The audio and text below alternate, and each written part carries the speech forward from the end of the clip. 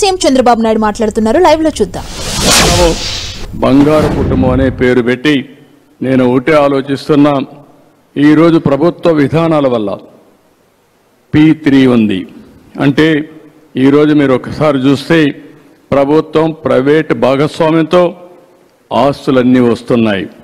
ఒక రోడ్డు, ఒక టెలికమ్యూనికేషన్, లేదంటే ఒక పవర్ ప్రాజెక్టు, ఇవన్నీ వస్తే మనకు వస్తువులు వస్తున్నాయి. కొంతమంది కోట్ల రూపాయలు సంపాదిస్తున్నారు. ఇంకా పేదవాళ్ళు ఉన్నారు. 3 పూట్ల సరైన తిండి లేకుండా, పిల్లలకు సరైన చదువు లేకుండా, ఆర్థిక అసమానతలతో జీవన ప్రమాణాలు కూడా సరిగా లేని పరిస్థితి ఉంది. అందుకే నా జీవితంలో ఒకటే ఆలోచించాను, పేదవాళ్లతో నేను ఉండాలనేది నా జీవిత ఆశయంగా ఎంపిక చేసుకున్నా.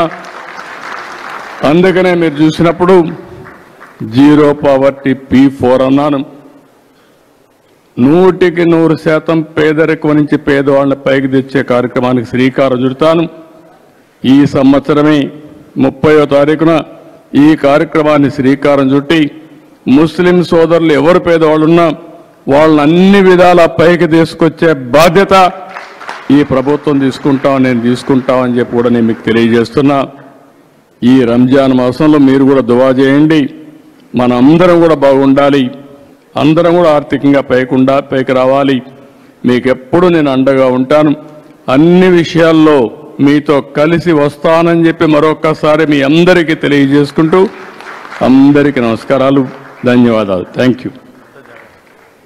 इफ्तार के लिए सिर्फ 2 मिनट बाकी है. दुआ कर लेंगे सर. दुआ చేసుకుందాం.